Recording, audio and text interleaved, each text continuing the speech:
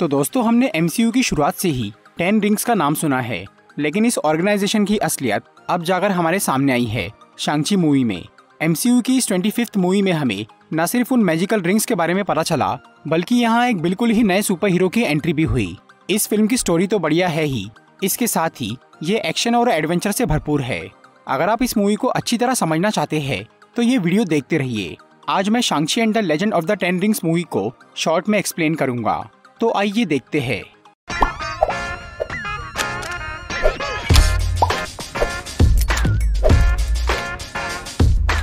ये कहानी है 10 रिंग्स यानी 10 जादुई चक्रों की। ये रिंग्स हजारों साल से अस्तित्व में है, पर ये कहां से आई और किसकी है, ये बात किसी को नहीं मालूम। इन रिंग्स में बहुत सी पावर्स है और इन्हें किसी भी हथियार की तरह इस्तेमाल किया जा सकता है। इसके अलावा इन्हें पहनने वाले इंसान की उम्र भी नहीं बढ़ती, मतलब एक तरह से वो अमर बन जाता है। इन रिंग्स को सिर्फ वही इस्तेमाल कर सकता है जो कि बहुत ताकतवर और होशियार है। लगभग 1000 साल पहले ये रिंग्स वेनवू नाम के एक चाइनीज आदमी को मिली, और क्योंकि वेनवू उन रिंग्स के काबिल था, इसीलिए वो उसकी शक्ति का इस्तेमाल कर पाया। पर उसने इस ताकत का सही इस्तेमाल करने की बजाय इससे पूरी दुनिया पर कब्जा करना शुरू कर दिया। वेनवू ने अपनी एक आर्मी बनाई थी जिसका नाम था 10 रिंग्स। उसकी मदद से उसने सदियों तक पूरी दुनिया पर अपनी हुकूमत फैलाई, लेकिन बाद में उसका इस सब से दिल भर गया और अब उसे चमत्कारों और जादुई शक्तियों में दिलचस्पी आने लगी। इसीलिए वेनवू ने माइथोलॉजी की स्टडी करना शुरू किया। फिर 1996 में उसे टालो नाम की एक जगह के बारे में पता चला।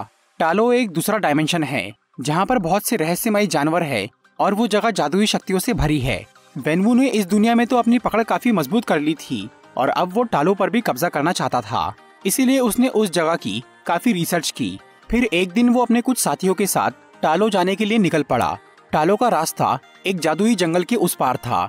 कोई भी आम इंसान उस जंगल को पार नहीं कर सकता था, क्योंकि वो एक जिंदा जंगल था जो कि एक भूल भुलैया की तरह था और वो टालो की तरफ बढ़ने वालों को मार डालता था। जब वेनवू अपने साथियों के साथ उस जंगल में गया, तब उस जंगल ने उनकी गाड़ियों पर हमला कर दिया, जिससे उसके सभी साथी मारे गए, लेकिन वेनवू अपनी रिंग्स की वजह से बच गया।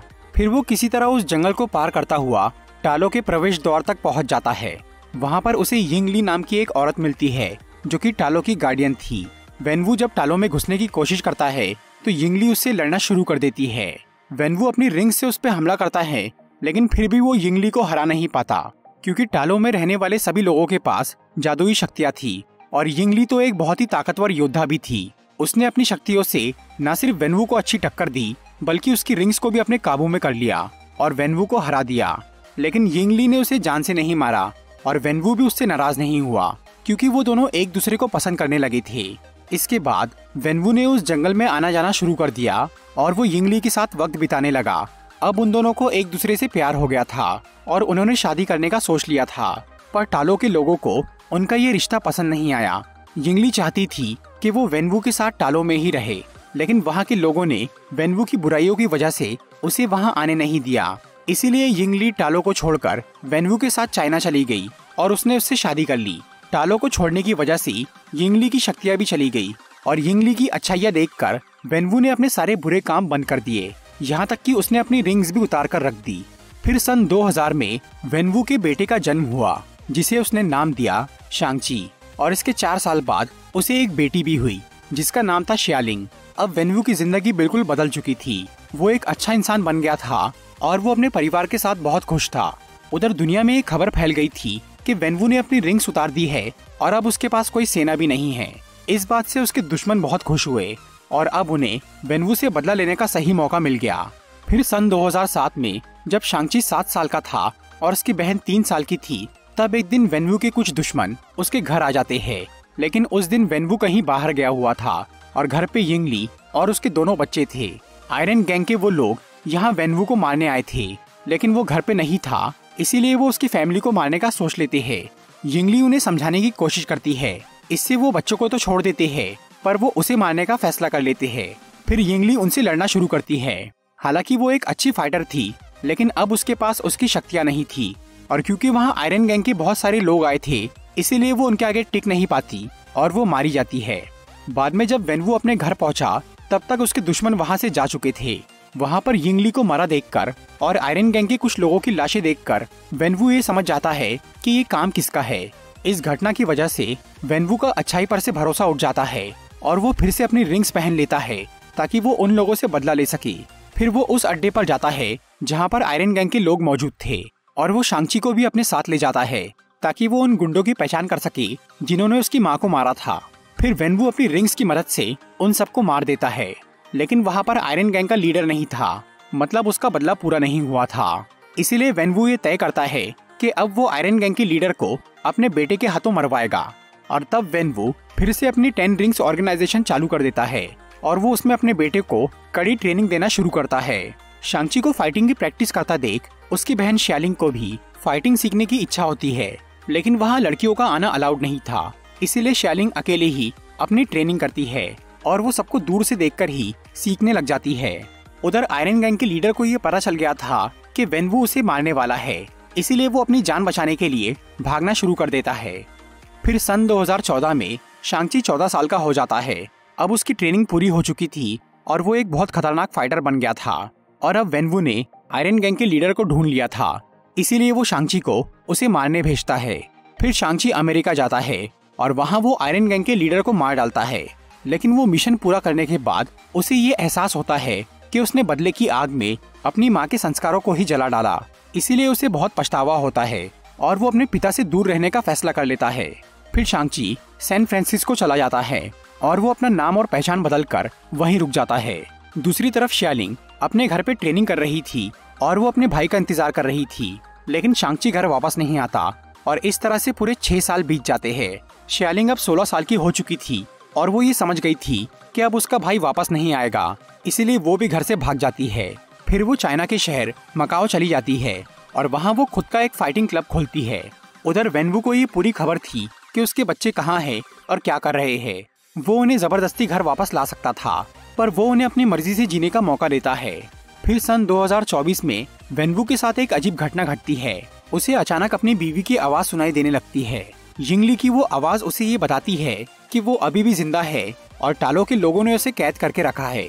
वो आवाज उसे मदद के लिए पुकार रही थी। ये सब सुन के वेनवू ये मान लेता है कि टालो के लोगों ने यिंगली को सजा देने के लिए उसे कैद किया है, क्योंकि उसने सबके खिलाफ जाकर वेनवू से शादी करी थी। उस आवाज की बातें सच मानकर वेनवू टालो में जाकर यिंगली को आजाद करने का फैसला कर लेता है, पर अपनी पूरी आर्मी के साथ उस जादुई जंगल को पार करना और टालो में घुसना बेहद मुश्किल था। इसलिए वेनवू वहां जाने का आसान तरीका ढूंढने लग जाता है और तब उसे उन लॉकेट की याद आती है जो कि यिंगली ने शांग-ची और श्यालिंग को दिए थे। वो लॉकेट यिंगली अपने साथ टालो से लेकर आई थी। वो असल में मैजिकल लॉकेट थे जिन्हें एक ड्रैगन की मूर्ति पर लगाने से टालो का रास्ता सामने आता था। टालो में घुसने के लिए वेनवू को उन लॉकेट्स की जरूरत थी, पर वो लॉकेट उसके बच्चों के पास थे और उसके बच्चे घर से भाग चुके थे। वेनवू न सिर्फ उन लॉकेट को हासिल करना चाहता था, बल्कि वो अपने बच्चों को भी घर वापस लाना चाहता था ताकि उसकी बीवी के लौटने पर पूरी फैमिली एक हो सके। इसीलिए वो शांग-ची को श्यालिंग के नाम से एक पोस्ट कार्ड भेजता है और वो उस कार्ड में ऐसा लिखता है कि श्यालिंग उसे मकाओ में मिलने बुला रही है, ताकि शांग-ची भी मकाओ पहुंच जाए और वो वहां जाकर उन दोनों को घर वापस ला ले। दूसरी तरफ शांग-ची इस सब से बिल्कुल अनजान था। उसे अब घर छोड़े 10 साल हो गए थे और वो अपनी पढ़ाई पूरी करके एक छोटी सी नौकरी कर रहा था। जब उसे श्यालिंग के नाम का पोस्ट कार्ड मिलता है तो वो उसे इग्नोर कर देता है और इस तरह से कुछ दिन बीत जाते हैं। मतलब वेनवू का वो प्लान फेल हो गया था, इसीलिए अब वो अपने कुछ आदमियों को शांग-ची का वो लॉकेट छीनने सैन फ्रांसिस्को भेजता है। उधर जब शांग-ची अपनी फ्रेंड केटी के साथ एक बस से कहीं जा रहा था, तब उस पे 10 रिंग्स के आदमी हमला कर देते हैं। शांग-ची उनसे लड़के उन्हें भगा तो देता है, पर वो लोग उसका लॉकेट छीनने में कामयाब हो जाते हैं। इसके साथ ही लड़ाई के दौरान एक आदमी ने शांग-ची को ये बोल दिया था कि वो लोग उसकी बहन के पास भी जाएंगे। इसी वजह से शांग-ची मकाओ जाने का सोच लेता है ताकि वो अपनी बहन को बचा सके, और यही वेनवू का नया प्लान था शांग-ची को मकाओ लाने का। फिर जब शांग-ची मकाओ जाने लगता है तो उसकी फ्रेंड केटी भी उसके साथ वहाँ जाती है और तब शांग-ची केटी को अपनी पूरी असलियत बता देता है। फिर वो दोनों मकाओ पहुंचकर श्यालिंग के फाइट क्लब में जाते हैं और वहाँ जब शांग-ची अपनी बहन से मिलता है तो श्यालिंग पहले उस पर बहुत गुस्सा होती है, क्योंकि वो उसे अकेला छोड़कर घर से भाग गया था। बाद में जब शांग-ची अपनी बहन से उस पोस्ट कार्ड के बारे में पूछता है, तब उसे पता चलता है कि वो कार्ड श्यालिंग ने उसे नहीं भेजा था और तभी उस क्लब पर 10 रिंग्स के बहुत सारे आदमी हमला कर देते हैं। शांग-ची और श्यालिंग उनसे लड़ने की कोशिश करते हैं, लेकिन वो लोग श्यालिंग का लॉकेट छीन लेते हैं और तब वेनवू उनके सामने आता है और वो शांग-ची, केटी और शालिंग को वापस अपने घर लेकर चला जाता है।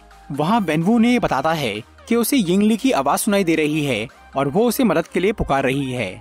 फिर वो उन लॉकेट का इस्तेमाल करके टालो का जादुई नक्शा बनाता है और बोलता है कि टालो में जाने का वो खास रास्ता साल में सिर्फ एक बार एक फेस्टिवल के दिन खुलता है और वो फेस्टिवल 3 दिन बाद ही था।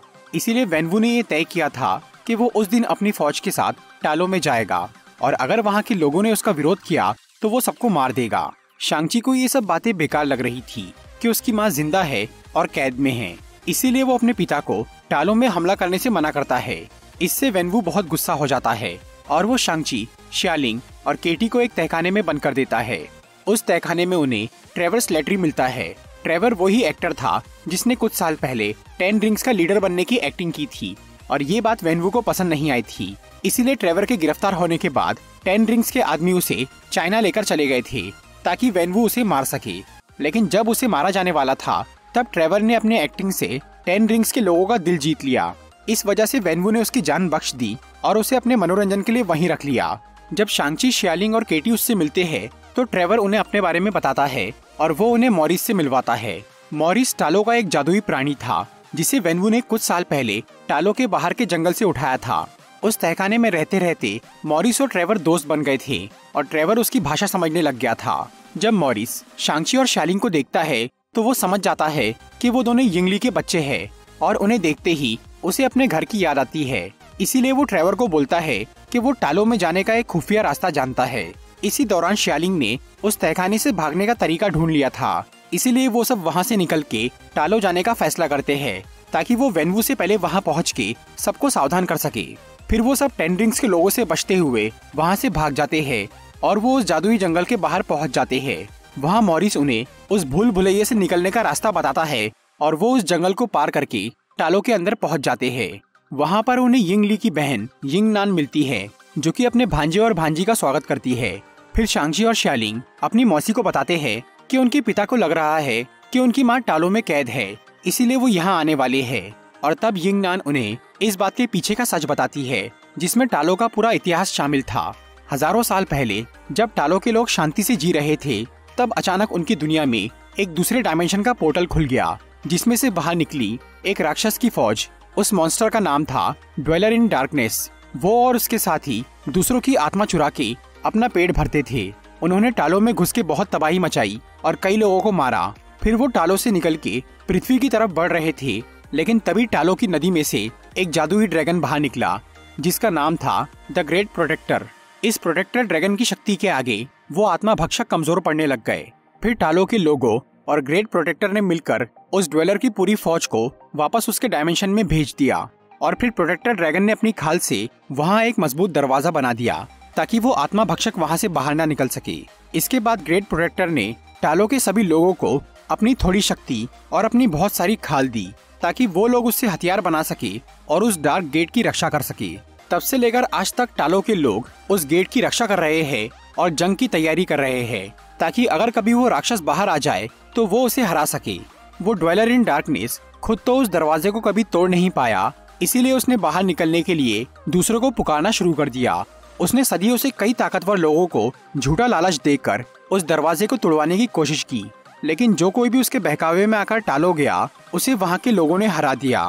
फिर 2024 में उस राक्षस का ध्यान वेनवू पर गया। उसे ये समझ आ गया था कि वो 10 रिंग्स की ताकत से आजाद हो सकता है, इसीलिए उसने यिंगली की आवाज में वेनवू को पुकारना शुरू कर दिया। और क्योंकि वेनवू अपनी बीवी से बहुत प्यार करता था, इसीलिए वो उस आवाज को सुन के अपना होश खो बैठा और उसने टालो में जाकर उस दरवाजे को तोड़ने का फैसला कर लिया।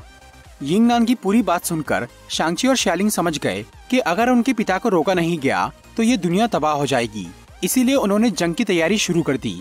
फिर यिंग नान उन दोनों को ड्रैगन की खाल का कवच और हथियार देती है और उन्हें लड़ाई के नए तरीके सिखाती है। इसके साथ ही केटी भी वहाँ तीर चलाना सीखती है। फिर 3 दिन बाद जब उस फेस्टिवल के दिन टालो का रास्ता खुलता है तब वेनवू अपनी फौज के साथ वहाँ आ जाता है। वहाँ के लोग उसे समझाने की कोशिश करते हैं कि उस दरवाजे के पीछे उसकी बीवी नहीं बल्कि एक राक्षस है जो कि उसे बहका रहा है, लेकिन वो किसी की नहीं सुनता और वो अपने आदमियों को सबसे लड़ने बोलता है और वो खुद उस दरवाजे को तोड़ने निकल जाता है। फिर टालो और 10 रिंग्स के लोगों की जोरदार लड़ाई शुरू हो जाती है। और शांग-ची अपने पिता को रोकने जाता है। शांग-ची के पास अब नया कवच और हथियार थे, लेकिन वो अब भी अपने पुराने तरीके से लड़ रहा था। इसीलिए वो कुछ देर तो वेनवू के आगे टिक जाता है, लेकिन आखिर में वो हार जाता है और फिर वेनवू उसे वहाँ की नदी में फेंक देता है और वो उस डार्क गेट के पास पहुँच जाता है। फिर वो अपनी रिंग्स का इस्तेमाल करके उस गेट को तोड़ना शुरू करता है। वो गेट बहुत बड़ा और बहुत मजबूत था, इसीलिए वो आसानी से टूटता नहीं, लेकिन उसमें कुछ क्रैक्स आ जाते हैं और उन क्रैक्स में से कई सारे छोटे आत्मा भक्षक बाहर निकल जाते हैं। लेकिन वेनवू उस तरफ ध्यान नहीं देता और वो पूरी ताकत से उस दरवाजे पर हमला करता रहता है। उधर वो आत्मा भक्षक टालो पर हमला कर देते हैं और वो कई लोगों को मार के उनकी आत्मा उस दरवाजे के अंदर ले जाते हैं ताकि उनके मास्टर की ताकत बढ़ जाए और वो वहाँ से बाहर निकल पाए। ये देखकर 10 रिंग्स के लोग अपनी लड़ाई रोक देते हैं और वो इस नई मुसीबत से निपटना शुरू करते हैं। उन राक्षसों को सिर्फ टालो के हथियार से ही मारा जा सकता था, इसीलिए 10 रिंग्स के लोग टालो के लोगों के साथ मिलकर उनसे लड़ते हैं। दूसरी तरफ शांग-ची उस नदी में डूब रहा था और वो मरने ही वाला था, लेकिन तभी द ग्रेट प्रोटेक्टर उस नदी में से बाहर आता है और वो शांग-ची को बचा लेता है। फिर वो ड्रैगन सबके साथ मिलकर उन राक्षसों को मारना शुरू करता है और शांग-ची अपने पिता को रोकने चला जाता है। इस बार शांग-ची अपनी मौसी के सिखाए हुए उस तरीके से लड़ता है जैसे उसकी माँ लड़ा करती थी। इससे वो न सिर्फ वेनवू को अच्छी टक्कर देता है, बल्कि वो उसकी 5 रिंग्स को भी अपने काबू में कर लेता है। फिर वो दोनों बाप बेटे 5-5 रिंग्स का इस्तेमाल करके आपस में लड़ते हैं, लेकिन आखिर में शांग-ची पूरी 10 रिंग्स को अपने काबू में कर लेता है और वो उससे वेनवू को मारने ही वाला होता है। लेकिन फिर वो प्यार की खातिर रुक जाता है और वो उन रिंग्स को अपने पिता को लौटा देता है और उन्हें दोबारा समझाता है कि वो उस गेट को ना तोड़े। लेकिन तब तक बहुत देर हो चुकी थी। अब वो गेट काफी कमजोर हो गया था और ड्वेलर इन डार्कनेस बहुत ताकतवर बन गया था, इसीलिए वो गेट तोड़कर बाहर निकल जाता है और तब वेनवू को अपनी गलती का एहसास होता है। फिर वो ड्वेलर शांग-ची पर हमला करता है, लेकिन वेनवू उसे बचा लेता है।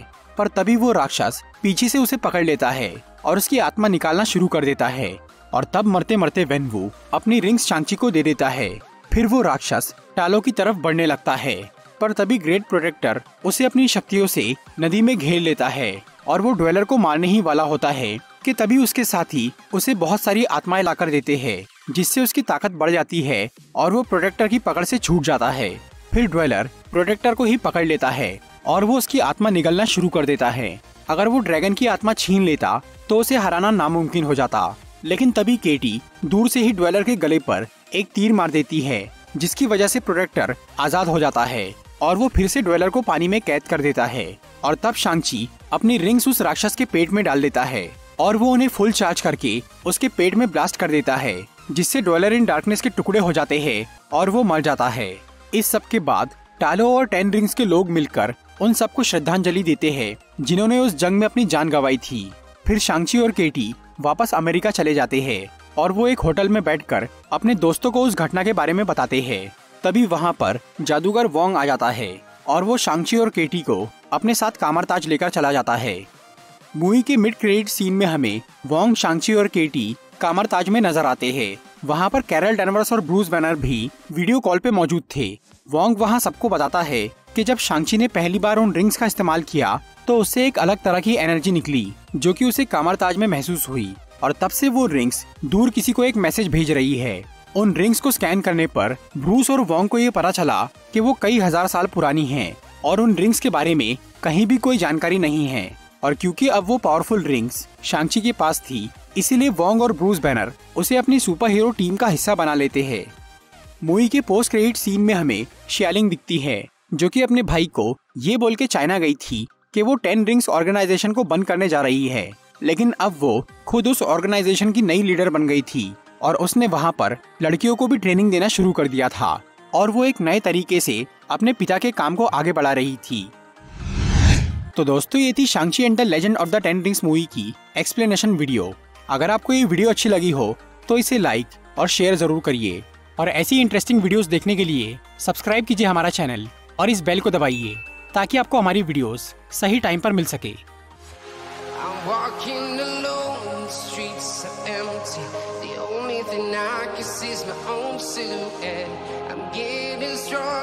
Step by step, the clock is ticking, but there's no time for me.